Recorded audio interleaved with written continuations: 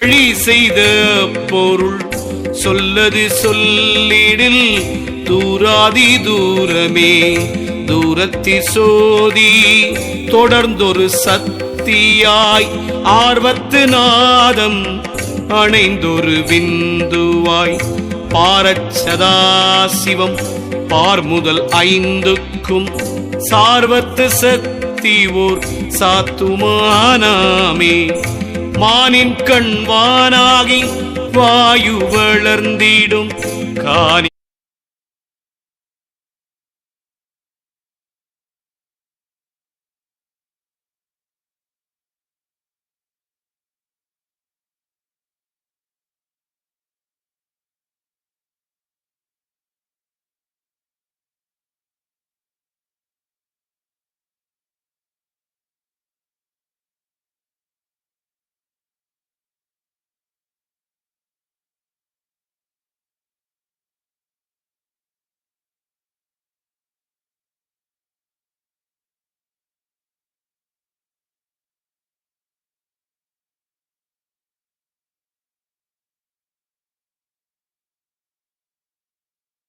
நன்றிங்க. திருச்சிற்றம்பலம். திருமூலர் திருவடிகள் போற்றி போற்றி. திருமூலரின் திருமந்திரத்தில் 4ஆம் தந்திரத்தில் 8வது அத்தியாயம் ஆதார ஆதாயம் பாடல் 1184 பார்த்து கொண்டிருக்கின்றோம். பாடல் ஒலிக்கின்றது.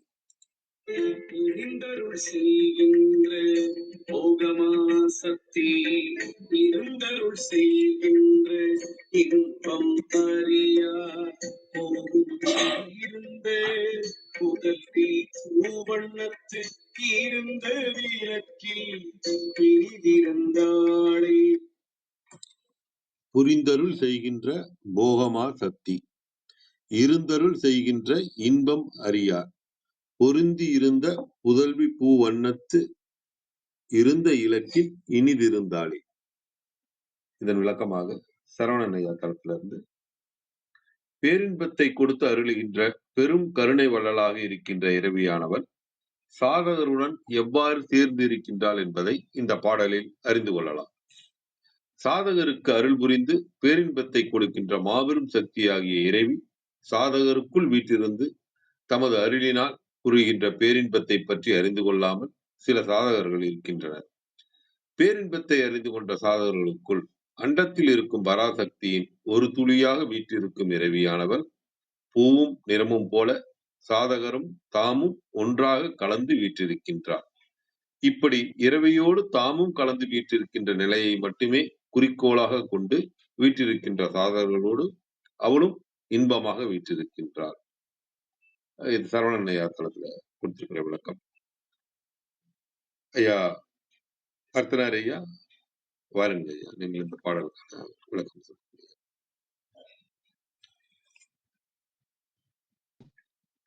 யாராவது வந்தாங்கன்னா சொல்லிடுங்க. மகேந்திரன் ஐயா இருக்கிறாரு. நீங்க இந்த பாடலுக்கான விளக்கம் சொல்லிட்டீங்கன்னா அப்புறம் அது அவர்கிட்ட போயிடலான்னு பார்த்தேன். என்ன செய்யலாம்? சரி சரி சரி. இல்லை இதுல மகேந்திரன் சார் பாடுவார் சார், அவர் பாடிட்டுமே அப்புறமா. சரி சரி, நன்றி. மகேந்திரன் ஐயா வாருங்க. வணக்கம் அனைவருக்கும் இனிய நற்காலை வணக்கம், மகிழ்ச்சி. ஐயா பாடுங்கன்னு வேற சொல்லிட்டாங்க, பாடிடலாங்க ஐயா. புரிந்தருள் செய்கின்ற போகமா சக்தி புரிந்தருள் செய்கின்ற போகமா சக்தி இருந்தருள் செய்கின்ற இன்பம் அறியார் இருந்தருள் செய்கின்ற இன்பம் அறியார் பொருந்தி இருந்த புதல்வி பூவண்ண பொருந்தி இருந்த புதல்வி பூவண்ணத்து இருந்த விளக்கில் இனிதிருந்தாளே இருந்த விளக்கினில் இனிதிருந்தாளே இனிதிருந்தாளே புரிந்தருள் செய்கின்ற போகமா சக்தி. ஐயா தொடரலாம். ஐயா திணறு ஐயா.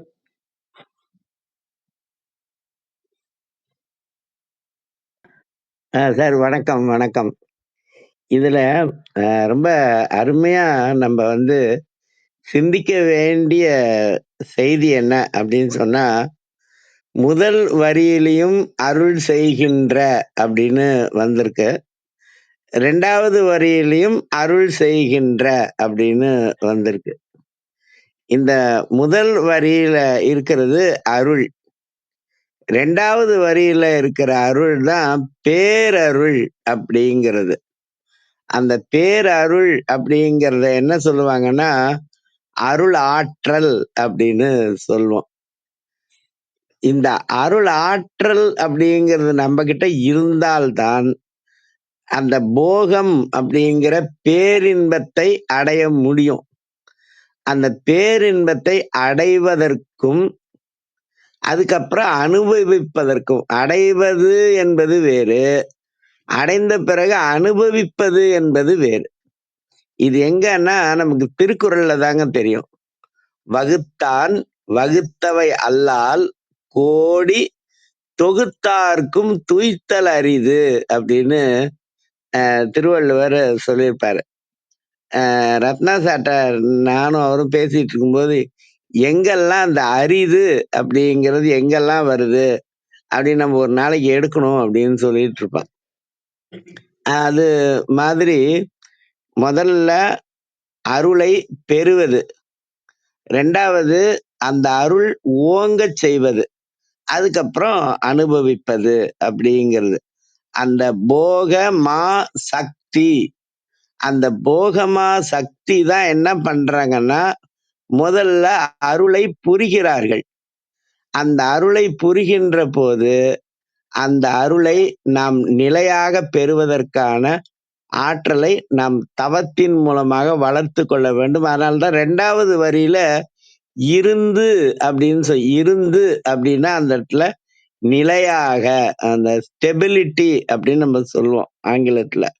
அப்படி இருந்து அருள் செய்கின்றார்கள் அப்படிங்கிறது. அந்த பேரருளை பெற்றவர்களுக்கு தான் அந்த இன்பம் அப்படிங்கிறது வரும். அந்த இன்பத்துக்கு பேரின்பம் அப்படின்னு பேரு. இது நான் ஒரு இடம் சொல்றேன், டைம் இருக்கும்போது படிச்சு பாருங்க. அதாவது திருவருட்பா 6ஆம் திருமுறை. எனக்கு தெரிஞ்சு புத்தகம் மகேந்திரன் சார் வீட்டுல இருக்கு. அதனால வந்து அப்புறம் புத்தகத்துல இல்லைன்னாலும் நம்ம இணையத்துல பார்த்துக்கலாம். திருவருட்பா 6ஆம் திருமுறை. 6ஆம் திருமுறையில பதிவிளக்கம் அப்படின்னு ஒரு தலைப்பு இருக்கு. அதுல 13 பாட்டு இருக்கும். அந்த 13 பாட்டுல ஒரு பாட்டு இருக்கும், இடம் பெறும் இந்திரிய இன்பம் அப்படின்னு ஒரு பாட்டு ஒண்ணு தொடங்கும். அத படிச்சு பாருங்க. எத்தனை இன்பம் இருக்கு அப்படின்னு வள்ளலார் வந்து ஒரு லிஸ்ட் போட்டிருப்பாரு. அதுல பேரின்பம் அப்படிங்கிறது தான் ரொம்ப முக்கியம். அந்த பேரின்பத்தை நாம் பெறுவதற்கு அருள் வேண்டும், அனுபவிப்பதற்கு பேரருள் வேண்டும் அப்படிங்கிறது. அந்த அனுபவம் அப்படிங்கிறது என்ன அப்படின்னு கேட்டா, உலக உயிர்களின் துன்பத்தை நீக்குவதுதான் பேரருள் அனுபவம் அப்படிங்கிறது. நம்ம வந்து மகிழ்ச்சியா இருக்கிறது கிடையாது, உலக உயிர்களின் துன்பத்தை நீக்குவது. இதுக்கு எங்கன்னா நம்ம திருக்குறள் தாங்க பார்க்கணும். என்ன சொல்லுவாருன்னா, ஒரு கேள்வி கேட்டு பதில் சொல்லுவாரு. அறிவினால் ஆகுவது உண்டோ, அப்புறம் பிரிதின் நோய் தன்னோய் போல் போற்றா கடை. இன்னொரு உயிரினுடைய துன்பத்தை உன்னுடைய துன்பமாக நீ கருதி அந்த துன்பத்தை நீக்கவில்லை என்றால் உனக்கு இருக்கிற அறிவினால என்ன பிரயோஜனம் அப்படின்னு கேள்வி கேட்பாரு. அதனால அந்த பேரறிவினால், இந்த பேரறிவு அப்படிங்கிறது 7வது அறிவு. ஓரறிவுல இருந்து 6 அறிவு வரைக்கும் வருவது இயல்பானது. 7வது அறிவு பேரறிவு. அந்த பேரறிவினால் பெறுகின்ற பேர் அருளால் அந்த உலக உயிர்களின் துன்பத்தை நீக்குவதுதான் உண்மையான போகம் என்பது அந்த போகத்தை உயிர்களுக்கு கொடுப்பது சக்தி. அந்த சக்தி நிலையாக இருந்து அருள் செய்கின்றார்கள். அவங்க எப்பவுமே இளமையாகவே இருப்பார்கள். அதனாலதான் புதல்வி அப்படின்னு சொல்லியிருக்காங்க. இந்த வார்த்தைய பாரதிதாசன் பயன்படுத்தியிருப்பாரு. தலைவாரி பூச்சூட்டி உன்னை, அதுல மலை வாழை அல்லவோ கல்வி, இதை வாயார உண்ணுவாய் போயன் புதல்வி அப்படின்னு சொல்லியிருப்பாரு. அந்த புதல்வி அப்படின்னா இளமையாக இருக்கக்கூடிய சின்ன பெண் அப்படிங்கிற ஒரு அர்த்தத்துல குறிச்சிருக்கும். அதுல இவங்க இருந்து நமக்கு அருள் செய்கின்றார்கள் அப்படிங்கிறது. இந்த பாடல்லாம் நம்ம என்னன்னா அப்படியே படிக்கிறது அப்படிங்கிறதோட விட்டுறக்கூடாது. முதல் தப்பு வேகமா படிக்கிறது. 2வது படிக்கிறதோட நிறுத்திக்கிறது. அப்படி இல்லாம சொல்லுக்கு சொல் சிந்திச்சு அதுக்கப்புறம் எழுத்து, அந்த காலத்துல எழுத்தெண்ணி படித்தவர் எழுத்தெண்ணி கற்றவர் அப்படின்னு சொல்லுவாங்க. ஒவ்வொரு எழுத்துலயும் ஒவ்வொரு பொருள் இருக்கும். அதே மாதிரி ஒரு சொல்லிலும் ஒரு உயிர் ஆற்றல் இருக்கும். அதனாலதான் ஒரு சினிமா பாட்டுல கூட வரும், உன் சொல்லில் உயிர் வாழ்வேன் அப்படின்னு இருக்கும். அதனால சொல்லு, அதுக்கப்புறம் பொருள், அதுக்கப்புறம் தான் அறிவு அப்படிங்கிறது. அதனால அதை நம்ம உணரணும். அது உணர்றதுக்கு தான் இந்த கேள்வி ஞானம்ங்கிற தலமும் இந்த திருமந்திரம் என்கிற நூலும் அப்படின்னு சொல்லிக்கிறேன். அடுத்து எல்லாரும் சொல்லுவாங்க. அதுக்கப்புறம் நிறைவா அபிராமி இந்தாதி ஓதி நிறைவு பண்ணிக்கலாம். நன்றி, வணக்கம். நன்றிங்க. நன்றி அர்த்தனா ஐயா. ஐயா மகேந்திரன் ஐயா, நீங்க பாடல் ஓதிட்டீங்க. இப்ப பாடல் விளக்கம் எதுவும் சொல்றீங்களா ஐயா? கிருத்தியம்மா. நிச்சயம் ஐயா. அனைவருக்கும் மீண்டும் வணக்கம். மகிழ்ச்சி. அதாவது ஐயாட்டே ஒரு கேள்வி கேட்கலாம் நினைச்சேன். இதுல இந்த அருள்னு வருது. சமயம் அருள் புரிந்து அப்படின்னு சொல்லும் பொழுது அது அதோடைய பொருளே மாறிடுது இல்லைங்களா? புரிந்த அருள்ங்கிறது அந்த நன்றாக புரிந்து கொண்ட அருள் அப்படின்னு எடுத்துக்கலாமா ஐயா? இதுல வர்ற அந்த ஆரம்பத்துல வர்ற அந்த சொல். அர்த்தநாரி ஐயா முடிந்தால் விளக்கம் சொல்லலாம். இல்லைன்னா நான் அப்படியே பிஸியா இருந்தேன். நான் அப்படியே தொடர்றேன். நன்றி நன்றிங்க ஐயா. மகேந்திரன் ஐயா கேள்வி கேட்டுருக்காங்க. ஐயா அர்த்தநாரியா நீங்க சொல்றீங்களா? இல்ல கிருத்திகாமாவும் இருக்கிறாங்க. யாராவது ஒருத்தர் அதுக்கு பதில் சொல்லி தொடரலாம் ஐயா. அர்த்தநாரி எங்க வெளில போயிட்டாரு போல. ஆமா ஆமா. வணக்கம் கிருத்திகாமா. கிருத்திகாமா, நீங்க மகேந்திரன் ஐயா கேள்விக்கு பதில் சொல்லிட்டு நீங்க அதை இல்ல உங்க கருத்தோடய அதை நீங்க தொடரலாம். பாருங்க. இருக்கட்டுங்க ஐயா. அம்மா பேசுனதுக்கு அப்புறம் கூட நான் பேசுறேன். நன்றி நன்றி. இல்ல ரத்னகுமார் ஐயா, மகேந்திரன் ஐயா என்ன கேட்டாருன்னா, புரிந்தருள் அப்படிங்கிறதுக்கு இப்படி புரிஞ்சுக்கலாமா அப்படின்னு கேட்டுட்டு தொடர்ந்து அவரு he was about to say his explanation. நீங்க ஐயா நீங்க முடிச்சிடுங்க, நான் ஜாயின் பண்ணிக்கிறேன். நல்லதுங்கம்மா. நன்றி நன்றி. இது நல்லா அதோட நயம் பிடிச்சிருந்தது. அதனால சரி அதை கேட்கலாம் அப்படின்னு. ஐயாவுடைய அந்த அற்புதமான அந்த விளக்கத்துக்கு பிறகு இந்த பாடல் அப்படியே ரொம்ப ரொம்ப அப்படியே. மகேந்திரன் சார் வணக்கம். ஐயா அதாவது வணக்கம். அருள் புரிவது அப்படிங்கிறது இனிஷியல், இருந்தருள் செய்வதுங்கிறது ஃபைனல். இந்த இனிஷியலுக்கும் ஃபைனலுக்கும் நடுவுல நிறைய இடங்கள் இருக்கும் சார். அதை நம்ம இன்னொரு நாள் கூட பார்க்கலாம். நன்றி. நல்லது நல்லது. அது அருந்தமிழோடைய ஒரு பெருமை அருமை அப்படின்னு கூட சொல்லலாம்னு நினைக்கிறேன். சிறப்பு சிறப்பு. அது புரிந்தருள் செய்கின்ற போக மா சக்தி. அதை நான் படிக்கும் பொழுது போகமா சக்தி அப்படின்னு படிச்சுட்டேன். பொறுத்து கொள்ளுங்கள். அது போகம் மா சக்தி அப்படிங்கிறது. அந்த மா சக்தியானது புரிந்து அருள் செய்கின்ற போகம் அப்படின்ற ஒன்று. அப்புறம் ஒன்று இது நாம் சொன்னது போல புரிந்த அருள் என்கின்ற வகையிலும் நம்ம எடுத்துக்கொள்ளலாம். அதே போல அந்த புரிந்த அருள் செய்கின்ற அப்படின்னு வருது. சரி, அருள் அதுல வெவ்வேறு வகையில நம்ம பார்க்கலாம். அந்த அருள் கிடைக்கின்ற, அருள் பொழிகின்ற அப்படிலாம் சொல்லலாம். ஆனா, இத வந்து ஒரு செய்பொருளாக சொல்வது பொழுது, நம்ம அத வந்து இன்னும் கொஞ்சம் நல்லா பார்க்கணும். கவனிச்சு பார்க்கும் பொழுது, இந்த போக சக்தி என்பது ஒரு என்ன செய்யும் அப்படின்னா, இந்த புரிந்து அருள் செய்கின்ற ஒரு போகமாக இந்த மாசக்தி வந்து இருக்கிறது. அந்த இருக்கின்ற அந்த அருள், அதையும் சொல்லும் பொழுது, இருந்து அருள் செய்கின்ற. அப்ப அந்த அருள் செய்கின்ற என்று சொல்லும் பொழுது, போகிற போக்கில் நமக்கு வந்து நெறைய சில செயல்கள் வந்து நமக்கு ரொம்ப அருமையா நமக்கு கிடைத்துக் கொண்டே இருக்குங்கிறது ஒன்று. ஆனா, நான் எப்போதுமே இருந்து அருள் செய்கின்ற என்று சொல்லும் பொழுது, ஆ ஆங்கிலத்தில ஒரு ஆ அந்த பிரசன்ட் கன்டினியூவஸ் டென்ஸ் அப்படின்னு சொல்லுவாங்க. அதாவது நீங்க ஏதாவது ஒன்ற வந்து மேனிஃபெஸ்ட் பண்ணும் பொழுதும் கூட, அது வந்து பிரசன்ட் டென்ஸ்ல சொல்றது ஒண்ணு. பிரசன்ட் டென்ஸ்ல இப்போது நடந்து கொண்டிருப்பதாக நினைப்பது ஒன்று.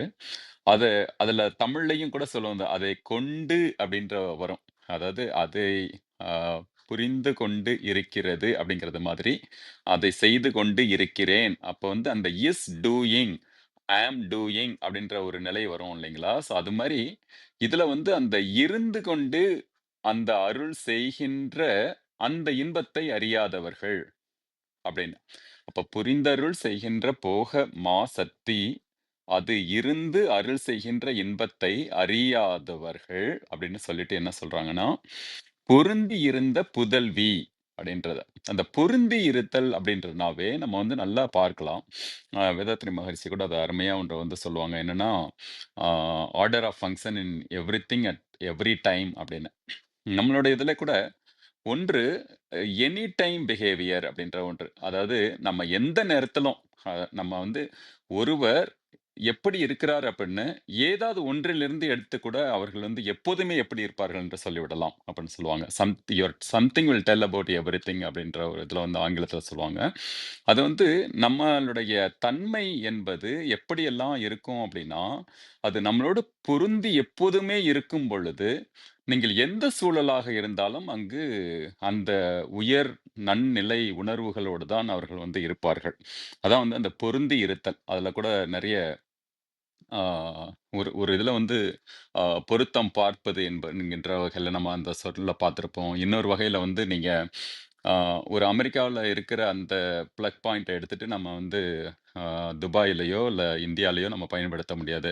அதே சமயம் இங்கு அ அதனுடைய அந்த ஒவ்வொரு ஆ இதுவுக்குமே வந்து ஒரு மாற்றம் இருக்கும் அப்படின்னு சொல்லுவாங்க. அப்ப வந்து அந்த நிலையோடு அத வந்து ஆங்கிலத்தில் சொல்லும்பொழுது ஃபிட்னஸ் டூ த நீட் அப்படின்னு சொல்லுவாங்க. அந்த என்ன தேவையோ, அந்த தேவைக்கு ஏற்றபடி நம்ம வந்து கொடுப்பது என்கின்ற நேரத்தில, அது மிக சரியாக எல்லாமே பொருந்தி போயிடும். அது மிக சரியாக வந்து இருக்கும்.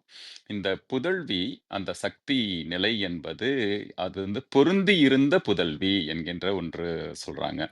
அப்புறம் பூவண்ணத்து இருந்த விளக்கில் இனிதிருந்தாளே என்கின்ற ஒன்றையும் சொல்றாங்க. அப்போ ஒன்று இந்த ஒரு பராசக்தி எப்படி எப்படிலாம் இருக்கிறாள் என்றான்னா, ஒரு பேரின்பத்தை கொடுக்கின்ற ஒரு புரிந்து அருள் செய்கின்ற போக மாசக்தியாக இருக்கிறாள். அந்த சக்தியாக இருக்கின்ற அந்த ஒரு பராசக்தி எப்படியெல்லாம் இருக்கிறாள் என்றால், எங்கெங்கும் பொருந்தி இருக்கின்ற ஒரு புதல்வியாக இருக்கிறாள்.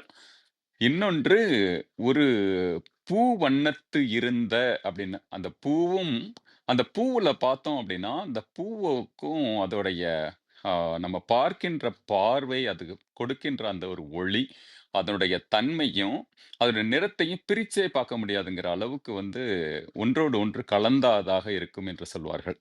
ஸோ அப்போ அந்த பூவும், நிறமும் போல வந்து அந்த சாதகரும் தானும் ஒன்றாக கலந்து வீற்றிருக்கிறார்களாம். அது என்ன மாரியே இருக்கு பாருங்க. அதாவது நம்ம அதோட சாதகர் மிக சரியாக நம்ம செய்ய, அந்த புதல்வியோட அந்த பூவும், வண்ணமும் சேர்ந்து இருக்கின்ற தரத்துக்கு வர்றோம் அப்படின்னா, தான் தன்னை எந்த வகையிலயும் பிரிச்சு பார்க்க முடியாத அளவுக்கு, நம்ம சங்க இலக்கியத்துல இன்னொரு பார்வையில பார்க்கும்பொழுது, இந்த "செம்புல பெயல் நீர்" என்று சொல்வார்கள் இல்லையா? அதாவது செம்மண் வேற, இது வேற அப்படின்னு அந்த பிரிச்சு பார்க்க முடியாத அளவுக்கு அந்த தண்ணீர் வந்து ஒன்றோடு ஒன்றாக கலந்து இருக்கும். அது மாரி பூவும், நிறமும் வந்து அந்த அளவுக்கு ஒன்றோடு ஒன்றாக கலந்து இருக்கின்ற நிலை. அதுவும் யாருன்னா, சாதகர் அந்த அ பூவும் இதுவும் போல வந்து அந்த பராசக்தியோட ஒவ்வொரு துளியுமே நம்மோடு வந்து கலந்திருக்கிறாள் என்கின்ற ஒன்று. அப்புறம் அந்த இறைவியோ அந்த இறைவியோடு தானும் கலந்து வீற்றிருக்கின்ற நிலையை மட்டுமே குறிக்கோளாக கொண்டு வீற்றிருக்கின்ற சாதகர்கள். ஆ அப்படின்னா என்ன அப்படின்னா, நம்ம நெறைய பாடல்கள்ல பார்த்திருக்கிறோம். இந்த "இமைப்பொழுதும் என் நெஞ்சில் நீங்காதான் தாழ்வாழ்க" என்கின்ற ஒரு நொடி பொழுதுல கூட தன்னோட கவனம் இல்லாம ஒரு தாய் வந்து அந்த புதிதாக பிறந்த சேயை வந்து அவள் கண்ணும் கருத்துமாக பார்த்துக் கொண்டிருப்பாள் அப்படின்னு சொல்லுவாங்க இல்லையா? அது மாதிரி எந்த ஒரு ஒரு நொடி கூட வந்து தன்னுடைய கவனம் வந்து இது இல்லாத, மாறி போகாத அளவுக்கு வந்து இருக்கின்ற ஒரு நிலை. அதுதான் இங்க எப்படி சொல்றாங்கன்னா, "பூவண்ணத்து இருந்த" அது சரி. அப்புறம் "விளக்கில் இனிது இருந்தாலே, விளக்கில் இனிதிருந்தாலே" அப்படின்னு சொல்லும்பொழுது, அந்த வீற்றிருக்கின்ற நிலை என்பது, அது ஒன்றோடு ஒன்றாகவே கலந்து வீற்றிருக்கின்ற ஒரு நிலை. அதுதான் வந்து அந்த ஒரு பேரின்பத்தை கொடுக்கின்ற நிலை என்று. இதுல நம்ம ஒரு அ தினசரி வாழ்வில் இத நம்ம எப்படி பார்க்கலாம் அப்படின்னா, 1 நம்மிடம் இருக்கின்ற ஒரு சக்தி என்பது மாபெரும் சக்தி என்பதை முதலில் உணர்வது. அந்த சக்தியோடு அதுல பாரதி ஒரு இடத்துல வந்து சொல்லுவாரு, "சக்தி தனக்கே உடைமையாக்கு" அப்படின்னு அந்த இதுல வந்து "சக்தி தனக்கே" அப்படின்னு அந்த அது முழுக்க முழுக்க அந்த பாடல்கள்ல அந்த "சக்தி தனக்கே, சக்தி தனக்கேன்னு" வரும். அத வந்து "நீ கையா பாரு, காலா பாரு, செல்லா பாரு, முகமா பாரு, காட்சியா பாரு" என்று எல்லாவற்றிலுமே வந்து அந்த "சக்தி தனக்கே கருவியாக்குன்னு" ஒரு இடத்துல சொல்லுவாரு. "சக்தி தனக்கே உடைமையாக்குன்றாரு. சக்தி தனக்கே நீங்க வந்து உன்ன வந்து ஒப்புக்கொடு" அப்படின்ற ஒரு வகையில. அப்ப இது மாரி கலந்து இருக்கின்ற நிலை என்கின்ற ஒன்றை முதலில் நாம் புரிந்து கொள்ள வேண்டும். அப்போ நம்ம எல்லோருக்கும் நான் கடந்த முறை கூட ஒரு சொல்லியிருக்கேன்னு நினைக்கிறேன். என்னோட ஒன் ஆஃப் மை மென்டர்ஸ் சொன்னது வந்து அப்படியே மனதுக்குள்ள இருக்கிற ஒன்று. என்னன்னா, மகேந்திரன் அவரு சொன்னாரு. ஒன்று வந்து, "நீங்க ஒவ்வொரு செல்லுலயுமே ஒரு பேட்டரி இருக்கு. நீங்க எங்க பார்த்தாலும் அதோட இயக்கத்துக்குன்னு ஒரு பேட்டரி இருக்குங்கிற மாதிரி இப்படி பார்க்கும் பொழுது, ஒவ்வொன்னுக்குமே பேட்டரி இருக்கா? அப்ப வந்து இந்த ஒட்டுமொத்த பிரபஞ்சம் இருக்குன்னா, அந்த பிரபஞ்சத்துக்குன்னு ஒரு பேட்டரி இருக்கா? இப்ப வந்து நீங்க அந்த சக்தியை வந்து அந்த மாரி மாபெரும் ஒரு பேட்டரியா பார்க்கலாம். அதாவது இந்த பராசக்தி என்று எங்கெங்கும் நீக்கமற நிறைந்திருக்கின்ற இந்த மாசக்தி, அந்த போக மாசக்தியாக இருக்கின்றவளுடைய நம்ம கொஞ்சம் எனர்ஜி எப்பயாவது லோ ஆனாலும் சரி, கொஞ்சம் முன்ன பின்ன இருந்தாலும் சரி, உடனே நம்மள வந்து அந்த பெரும் சக்தியோட பேட்டரியோட நம்மள இணைச்சுக்கிட்டா போதும். அப்ப என்ன ஆகும்னா, அந்த மாபெரும் சக்தியும் நாமும் ஒண்ணா ஆயிடுவோம். எப்படி ஒரு மின்சாரத்திலேருந்து விளக்கு எடுத்து அப்படியே தெரு தெருவா நம்ம ஊர்ல இந்த திருவிழாக்கெல்லாம் போடுவாங்க இல்லையா? அப்போ எங்கேருந்து போட்டு எங்கேயோ அந்த ஒரு தெரு மூலை வரைக்கும் அல்லது அந்த அத்தனை ஊர்களுக்கு அளக்கும் வந்து போகும்பொழுது, ஒவ்வொரு இடமுமே வந்து அந்த ஒளிரும். எல்லா இடத்திலும் அதே மின்சக்தி அப்படியே சமமாக அப்படியே பரவி திளைத்து இருக்கும். அது மாதிரி நாம் நம்மளுடைய சக்தியற்ற தன்மையாக இருந்தாலும் சரி, சில சமயம் சக்தியோடு இருந்தாலும் சரி, நம் மனிதர்களுடைய வாழ்க்கையில் மாற்றம் என்பது மாறாதது என்ற வகையில, அந்த உணர்வு அடிப்படையில் முன்ன பின்ன கூட இருக்கலாம். ஆனா, அந்த மாசக்தியோடு நம்மை இணைத்துக் கொண்டோம் என்றால், அங்கு அந்த புரிந்த அருள் என்பது நமக்கு ஒரு பெரும் ஒரு நிலையை நமக்கு கொடுக்கும்.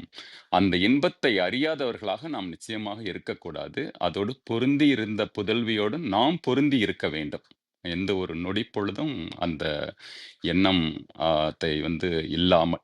அதுதான் வந்து அந்த துர்கா தேவியோடு அந்த இதுல சன்ஸ்கிரிட்ல நெறைய மந்திரங்கள் இருக்கு. ஆனால் அதோடைய தன்மைய வந்து சொல்லும்பொழுது அந்த இந்த ஸ்ரீம், க்ரீம் அந்த அந்த இதுல வந்து ஒரு தன்மை இருக்கு. அதெல்லாம் கூட இங்க நம்ம பார்த்துருக்கிறோம் சில பாடல்கள்ல. அந்த சக்தியுடைய மந்திரத்தை பிடித்தால் போதும். "சக்தியை சரணடைந்தார் சகலத்தையும் அடைவார்" என்று சொல்வார்கள். அது போல தான் இந்த பாடல் எனக்கு படுகிறது. அடியனுடைய பார்வையும் சேர்த்து சொல்லிவிட்டேன். மிக்க நன்றி. நன்றி. நன்றிங்க. நன்றி மகேந்திரன் ஐயா. கிருத்திகாம்மா வாருங்கள்.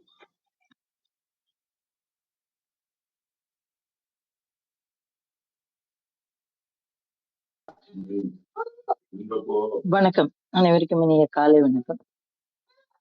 மகேந்திரன் ஐயாவுடைய குரல்ல பாட்டு கேட்க விட்டுட்டேன். ஆனா நல்ல கருத்து பரிமாற்றம் கேட்க முடிந்தது. நன்றி. இந்த பாடல் எல்லாருமே மீண்டும் மீண்டும் வாசிச்சிருப்பீங்க. அதனால நான் இன்னைக்கு வாசிக்கல. ஆனா இந்த இடத்துல 2 வார்த்தை வந்து கிட்டத்தட்ட ஒரே பொருளை குறிப்பது. ஆனா அதுக்கு 2 வார்த்தை அவரு உபயோகம் பண்ணியிருக்காரு. என்ன அப்படின்னா, போகம் அப்படின்னு ஒரு வார்த்தை உபயோகம் பண்ணியிருக்காரு. அடுத்த வார்த்தை இன்பம் அப்படின்னு உபயோகம் பண்ணியிருக்காரு. இந்த 2ம் தான் இந்த பாடலினுடைய தன்மைய வந்து நமக்கு சொல்லக்கூடியது. இது முழுக்க முழுக்க இந்த பிண்டாண்டத்துல நடக்கக்கூடிய ஒரு விஷயத்த பத்தி பேசுறாரு. என்ன சொல்றாரு அப்படின்னா, புரிந்து அருள் செய்கின்ற போகமாசக்தி. அப்போ அவள் வந்து போகத்தை தரக்கூடியவள். எது போகம்? இந்த உலகில் இருக்கக்கூடிய அத்தனையும் போகம் இல்லைங்களா? அப்போ அதுதான் போகம். ஆஹ் இறையோடு கலந்திருப்பது யோகம்.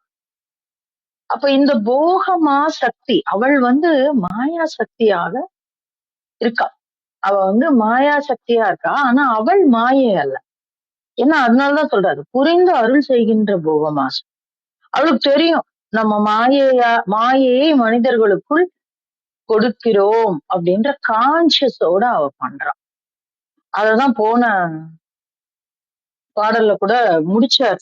வள்ளல் தலைவி மருட்டி புரிந்தே அப்படின்னு சொன்னார். அப்போ அவள் வந்து நமக்கு அத்தகைய ஒரு ஒரு கான்சியஸோட இந்த உலகத்துக்கு கொண்டு வரா. அதனாலதான் காம ஆட்சி அப்படின்னு நம்ம சொல்றோம் இல்லையா? அந்த காமாட்சியானவள் இந்த உலகத்துல முழு சக்தியாக இருந்து நம்ம இயக்கக்கூடியவள், காமனை இயக்கக்கூடியவளாக அவள் இருக்கிறாள். போகமா சக்தி. ஆனால் அவள் காமன் அல்ல. அப்போ என்ன அர்த்தம்? காமன் ஒர்க்ஸ் ஃபார் ஹர்ன்னு வச்சுக்கோங்களேன்.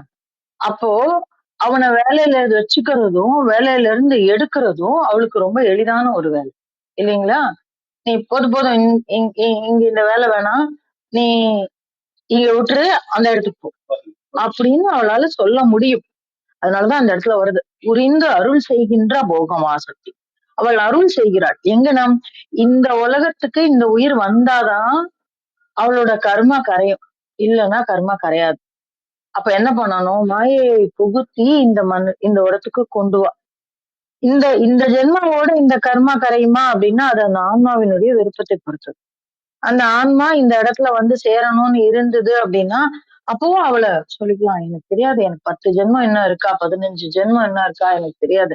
ஆனா நான் உன்னை இறுக்கமா பிடிச்சுக்கிறேன். நீ நினைச்சா இந்த ஜென்மத்தை இல்லாது பண்ணிவிட முடியும். நீ பண்ணு அப்படின்னு ஒரு ஆன்மா போய் அந்த காலை பிடிச்சிட்டுனா முடிஞ்சு போச்சு. அத்தனை மாயையும் ஒரு நிமிஷமா கழட்டி விட்டுருவா. கழட்டி விட்டு சொல்லுவாங்கல்ல, அந்த சிவனுடைய கைகளிலிருந்து அந்த இந்த ஒரு அந்த பிரம்மாவினுடைய ஒரு தலை உட்கார்ந்து இருந்ததுன்னு சொல்லுவாங்கல்ல, ஒரு விரல் நுனியில. அதை நீக்கினது எப்படி அப்படின்னா காஞ்சிதான். அது அது காசின்னு சொல்லுவாங்க. ஆனா என்ன காஞ்சிபுரம் மகாத்மியம்னு ஒண்ணு இருக்கு. அதுல சொல்லுவாங்க கடம்பா நதி அப்படின்னு ஒரு நதி இருக்காம் காஞ்சிபுரம்ல. இன்னைக்கும் இருக்கு அது. அது என்னன்னா இன்னைக்கு குளமாக அருகி விட்டது. ஆனா அது நதியாக இருந்தது. காமாட்சி கோவில் வாசல்ல இருக்கான். அந்த கடம்பா நதியில இறங்கினா அவர் காசியில எந்திரிச்சார். அந்த மாதிரியான ஒரு விஷயம். எந்திருக்கும் போது அன்னபூர்ணி சாப்பாடு போடுறா. அந்த விரல் நுனியில இருந்து அந்த பிரம்ம கமலம் விடுபட்டு விட்டது. அவ்வளவுதான், முடிஞ்சு போச்சு. அந்த மாதிரி ஒரு நிமிஷமா எடுத்துருவா. நீ தண்ணியில மூழ்கி எந்திரிச்சு வா, உன்னோட முடிஞ்சு போயிடும் அப்படின்னு நம்மள அடுத்த நிமிஷம் வந்து கழட்டி விட்டுருவா. அத்தனை கர்மால இருந்து கழட்டி விட்டுருவா. கர்மால இருந்து கழட்ட மாட்டா, வினைகள்ல இருந்து கழட்டி விட்டுருவா. அப்புறம் செய்யக்கூடிய கர்மா எல்லாம் அவளோட வேலை. அதான் சொல்றாரு புரிந்து அருள் செய்கின்ற போகமா சக்தி. தெரியும் இப்ப நமக்கு நம்ம செய்யற வேலையோட தன்மை என்னன்னு தெரிஞ்சுன்னா ரொம்ப தெளிவா பண்ணுவோம். அத்தகைய தெளிவோடு அவள் அந்த வேலையை செய்கிறாள். அதுக்குதான் அந்த புரிந்து அருள் செய்கின்ற போகமா சக்தி அப்படின்னு சொல்றது. ஃபுல்லி கான்சியஸ்லி இருந்து அருள் செய்கின்ற இன்பம் அறியார். அவ்வளவுதான். இந்த இடத்துல அவ புரிஞ்சுட்டா. she is fully conscious, she is doing it with an intention. எங்க இருக்கா? நமக்குள்ளதான் இருக்கா. அதுதான் உள்ளத்தின் உள்ளே உடன் இருந்தவர் அப்படின்னு சொன்னோம் இல்லையா? நேற்று போன பாடத்துல பார்த்தோம். உள்ளத்தை நீங்கி உடன் இருந்தவர், கள்ளத்தை நீக்கி கலந்து உடனே தூகி. அவ்வளவுதான். அந்த அந்த கள்ளம் நீங்கிடுச்சுன்னா என்ன நடக்கும் நம்ம நேற்றுக்கு பார்த்தோம். உள்ளத்தில் இருந்து அந்த இடத்துல உள்ளத்துல நம்ம புரிஞ்சுக்கலாம். இருந்து செய்கின்ற இன்பம் அறியார். இன்பம்னா இந்த போகத்துக்கு நேர் எதிரானது பேரின்பம். நம்ம அர்த்தநாரியா சொன்னாக்கல பேரறிவு. அந்த பேரறிவு தரக்கூடிய பேரின்பம் அறியார். பொருந்தி இருந்த புதல்வி. இந்த இடத்துல புதல்வி அப்படின்னா நம்ம 4 பாடல் முன்னாடி போய் பார்க்கலாம். தாயும் மகளும் தாரமுமாமே அப்படின்னு சொன்னார் இல்லையா? அந்த மகள் யாரு? குண்டலினி சக்தி. பொருந்தி இருந்த புதல்வி யாரு? எங்க இருக்கா? மூலாதாரத்துல பொருந்தி இருந்த புதல்வி பூவண்ணத்து இருந்த இலக்கில் இனிதிருந்தாலே, பூவண்ணத்து இருந்த இலக்கில், பூவண்ணத்து இருந்த இலக்கு, பூனா என்ன பூ? இந்த இடத்துல சகசரக்காலம்னு நம்ம புரிஞ்சுக்கலாம். இல்ல ஒரு ஒரு ஒரு ஒரு ஆதாரங்களும் பூதான். பூவண்ணம் அப்படின்னா ஒரு ஒரு ஆதாரத்திற்கு ஒரு ஒரு கலர் இருக்கு இல்லைங்களா? நம்ம நம்ம இதுல சொல்லுவோம், குடான்ன பிரீத்த மானசா அப்படின்னு சொல்லி லலிதா சஹஸ்ரநாமம் நம்ம சொல்லுவோம்.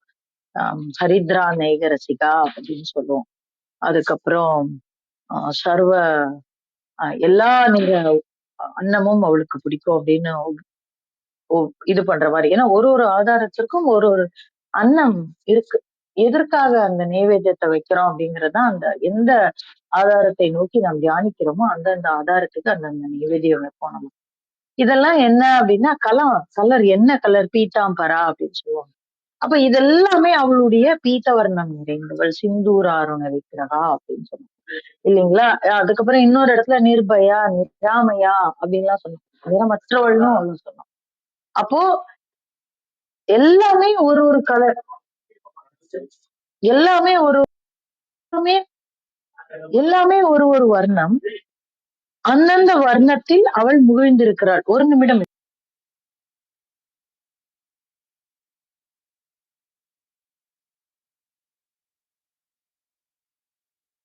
மன்னிக்கணும். எல்லாமே ஒரு ஒரு வர்ணம். அது அது இந்த வர்ணம் தான் கிடையாது. ஒரு ஒரு இடத்துல இருந்து போவா. எங்க இருந்து போவா? இனிதிருந்தாளே அப்படின்னா அவ எந்த இடத்துல வந்தாலும் இனிமையான செயலை செய்வாள். எல்லாரும் பயப்படுவாங்க.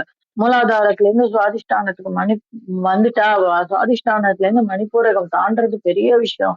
அந்த அந்த அந்த எனக்கு தெரிஞ்சு நிறைய என்னுடைய நண்பர்கள் இருக்காங்க. அவங்க சுவாதிஷ்டானத்தை வச்சு தியானம் பண்ணவே பயப்படுவாங்க. ஐயோ, சுவாதிஷ்டான சக்கரம்ல தியானம் பண்ணி ஆக்டிவேட் ஆயிடுச்சுன்னா ரொம்ப உடல் இன்பங்கள் பத்தின விஷயங்கள் மனசுக்குள்ள குமிழ ஆரம்பிச்சிடும். மணிப்பூரகத்துலன்னா பொருள் தேடுற இன்பங்கள் நம்ம சூழ்ந்துரும். அந்த 2 சக்கரம் ஆக்டிவ். அதெல்லாம் இல்ல, நீ அவகிட்டலாம் புரிந்து அருள் செய்கின்ற போகமா சக்தியை தானே நம்ம இந்த இடத்துல கொண்டு வந்து வைக்கிறோம். அவளுக்கு தெரியும் உன்னோட நோக்கம் என்னன்னு, உனக்கு தெரியும். மேல கூட்டிட்டு போயிட்டே இருப்பா. அப்ப இது ஒரு ஆதாரம் கிடையாது, அத்தனை ஆதாரத்திலும் அவள் மகிழ்வோடு இருந்து புரிந்து அருள் செய்வாள் அப்படிங்கறத. அப்ப எந்த ஆதாரத்துல நின்று நம்ம தியானம் பண்றதுக்கும் பயப்படவே கூடாது.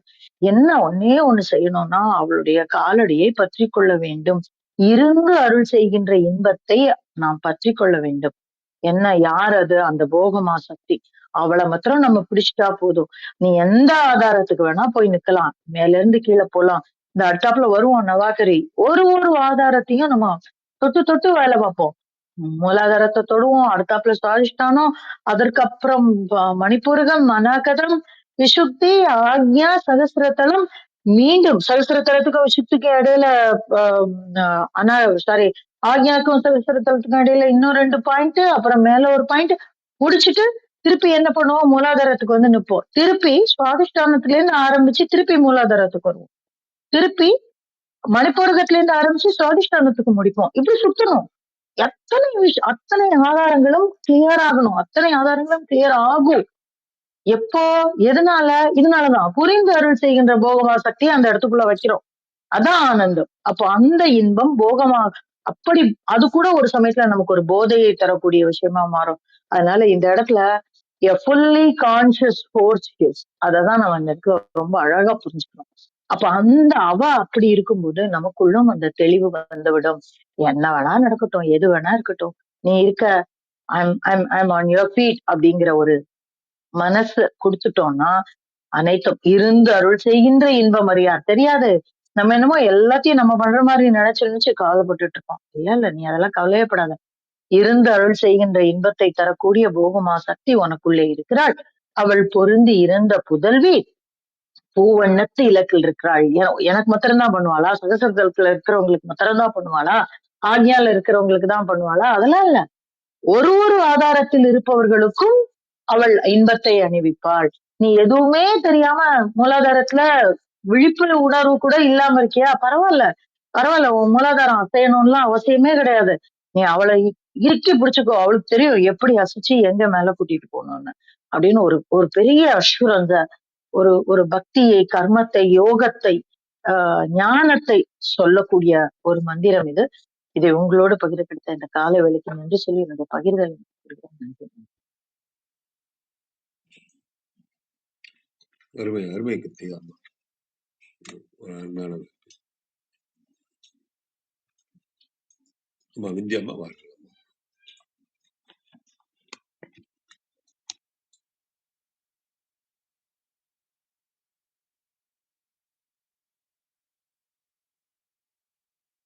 விந்தியம்மா இருக்கீங்களா?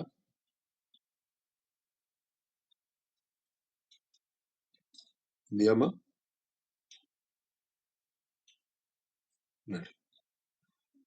ஐயா, நம்ம ஓதுதலோட முடிச்சுக்கலாங்க. நேரமும் ஆகிவிட்டது. எத்தனை ஐயா? சார் வணக்கம் வணக்கம். இன்னைக்கு வந்து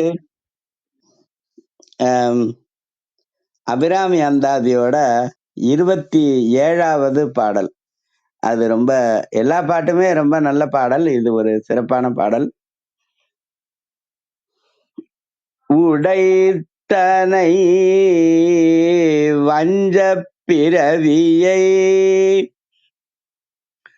உடைத்தனை வஞ்ச பிறவியை அன்பு படைத்தனை உடைத்தனை வஞ்ச பிறவியை உருகும் அன்பு படைத்தனை உடைத்தனை வஞ்ச பிறவியை உள்ளம் உருகும் அன்பு படைத்தனை பத்ம பதயுகம் சூடும் பணி எனக்கே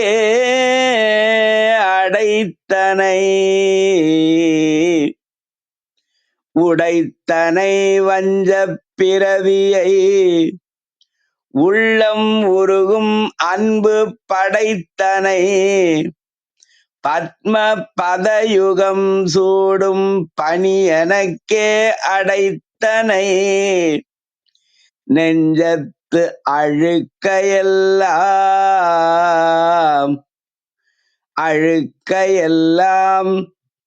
நெஞ்சத்து அழுக்கையெல்லாம் துடைத்தனை சுந்தரி நின் அருள் ஏதென்று சொல்லுவதே சிவா. திருச்சிற்றம்பலம். நன்றி. நன்றிங்க, மிக்க நன்றிங்க. நேரம் கருதி நிறைவு செய்யலாம். பாடலுக்கு இன்றைய மந்திரத்திற்கு ரொம்ப ஒத்து போகக்கூடிய ஒரு அபிராமம் தான். உண்மையில அர்த்தநாரியாக்கு பெரிய நன்றி. எவ்வளவு அழகா தேர்ந்தெடுக்கிறாரு. நன்றி ஐயா, மிக்க நன்றி. ரொம்ப சிறப்பா இருந்ததுங்கய்யா. நன்றி. அனைவருக்கும் வணக்கம். ஓம் சிவசக்தி போற்றி, ஓம் திருமூலரே போற்றி. 1184வது திருமந்திரம். செந்தாமரை மலர் அணையாள். திருமந்திரம். புரிந்தருள் செய்கின்ற போகமா சக்தி, இருந்தருள் செய்கின்ற இன்பம் அறியார், பொருந்தி இருந்த புதல்வி பூவண்ணத்து இருந்த இலக்கில் இனிது இருந்தாளே. உயிர்களுக்கு உயிர் வாழ்க்கை என்னும் இன்ப நுகர்வினை எய்திடச் செய்யும் இச்சா சக்தியாகிய அன்னை உயிர்களின் உணர்வில் பொருந்தி அவர்களுக்கு இன்ப வாழ்வு அருளுகின்றாள். பராசக்தியை நாம் முதல்ல உணரணும், அவளை போற்றணும், துதிக்கணும். ஏன்னா எல்லாமும் அவள் தான். இந்த உண்மையை பலர் அறிந்திருக்கவில்லை. உலகத்தின் மீது உறவுகளெடுத்து உயிர்களெடுத்து பற்றாத்தான் இருக்கிறாங்க. அந்த உமை அம்மையை உணரவில்லை சிலர். இப்படி உயிர்களோடு பொருந்தி இருக்கிற பெருமாட்டி செந்தாமரை பூ நிறம் கொண்ட மேனியல். பூக்களையே உயர்வு அப்படின்றது செந்தாமரை பூதான். வெண்தாமரையும் உண்டுதான். அவள் இருப்பதும் தாமரை மலர் ஆசனத்திலேயே ஆகும். மனத்தாமரை எனவும் கொள்ளலாம். பக்தர்களுடைய மனசுல வீற்றிருப்பவள் அந்த பராசக்தி தாய். இலக்கு அதனுடைய பொருள் இருக்கும் இடம். கழக வெளியீட்டுல நுட்பமா சொல்லியிருக்காங்க உரையாசிரியர். 6 உயிர்களுக்கு அகமிருந்து வாழ்வாகிய போகத்தை அருளும் பேரறிவாற்றல் அம்மையாவள். உணர்வில் தங்கி ஒப்பில்லா இன்பம் ஊட்டும் இவ்வுண்மையை சிலர் அறியார். மீனாட்சி தாயை மனசுல நினைச்சோன்னா எப்போதும் மகிழ்வுதான், மன உறுதி இருக்கும், நம்பிக்கை, தன்னம்பிக்கை, நன்னம்பிக்கை எல்லாமே பிறக்கும், மனமெல்லாம் மகிழ்வா இருக்கும். அந்த நம்மளுடைய மன தாமரையில அவளை வீட்டிருக்க வைக்கணும். நாம அவளை நினைச்சிட்டே இருக்கணும். உயிர் தோறும் அமைந்து விளங்கும் அம்மை அனைத்து உயிர்களிடத்தும் இருக்கிற ஓரறிவு 2, 3, 4, 5, 6 அறிவு அனைத்து பொருள்களிடத்தும், சடப்பொருள் இல்லையா, எல்லாத்துலேயுமே தான் அவள் இருக்கா. செந்தாமரை வண்ண திருமேனியை உடையவள். அவளுடைய மேனி செந்தாமரை வண்ணம் கொண்டது. வண்ணமே பல பல வண்ணமே நல்ல எண்ணங்களை நமக்கு உருவாக்கும். பிரபஞ்சத்தோட படைப்பு அருமை. அதிலிருந்து நாம் நிறைய வாழ்வியலுக்கு கற்றுக்கொள்ளலாம். மேலும் மேலும் நம்மளுடைய மனதை உயர்வுபடுத்தி கொள்ளலாம். 6 உயிர்களை ஈடேற்றும் குறிப்புடன் பேரளி பூண்டு இனிது இருந்தனளே. அருள் அதுல நம்ம பராசக்தி நமக்கு கொடுக்கிற அருள் பேரருள். அந்த பேரருளை பெறுவதற்கு அவளுடைய அருளாலே அவளை நாம நினைக்கிறோம். தொடர்ந்து அவளுடைய எண்ணத்தோடு நாம் வாழ வேண்டும். அனைவருக்கும் நன்றி, வணக்கம். சிவசிவ. திருச்சிற்றம்பலம். நன்றிம்மா, நன்றி விந்தியாம்மா. நேரம் கருதி நிறைவு செய்யலாம் நினைக்கிறேன். திருமந்திரம் கேட்க, ஓத, பயில, அறிவில் உணர்வில் தூய்மையும் ஆன்ம உணர்வும் துணிவும் சஞ்சலம் சங்கடமற்ற வாழ்க்கையும் சிவன் மீது உண்மையான உணர்வு பெறுதலும் கிட்டும்.